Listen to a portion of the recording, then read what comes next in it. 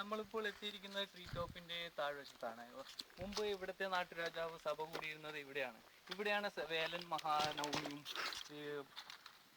കുഷ്ണു മഹാനവമിയും ഇവിടെയും വധുവായിട്ടുള്ള പൗരിയും കുറിയും ഇവിടെയാണ് ഇരുന്നിരുന്നത്. പിന്നീട് മറ്റു സഹപ്രവർത്തകരും എല്ലാവരും കൂടി പിന്നെ രാജാവ് ഇരുന്നിരുന്നത് അവിടെയാണ്.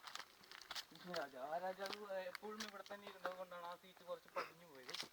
ബാക്കിയുള്ളതെല്ലാം വല്ലപ്പോഴും ഇരിക്കുന്നത് കാരണം അതിന് ഹൈറ്റ് സാധാരണ ലെവലിൽ തന്നെ കീപ്പ് ചെയ്യാൻ പറ്റിയിട്ടുണ്ട്. പിന്നെ രാജാവ് കുളിക്കാറുണ്ടായിരുന്ന കുളമാണ് ഇപ്പോൾ പുറത്ത് കാണുന്നത്.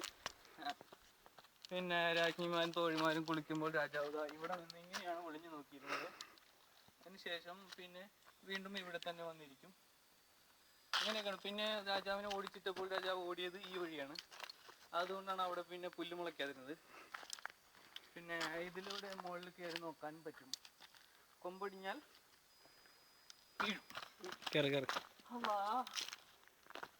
ആ സായിപ്പ് പറഞ്ഞത് 40 അടി, ഇത് 400 അടി ഉണ്ടല്ലോ.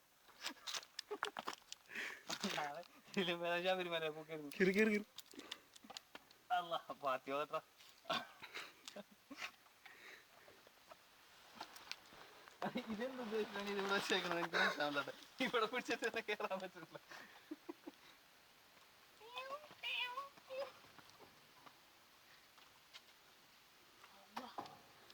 ഇതിന്റെ കാലാണോ പോയിരിക്കാന്ന് പറഞ്ഞേ?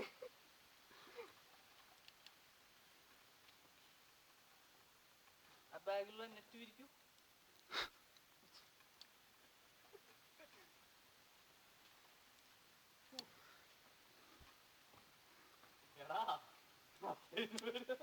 നിന്റെ വീട്ടിലെ നമ്പർ 815 355 കോടി ഇറക്കണം 0.80.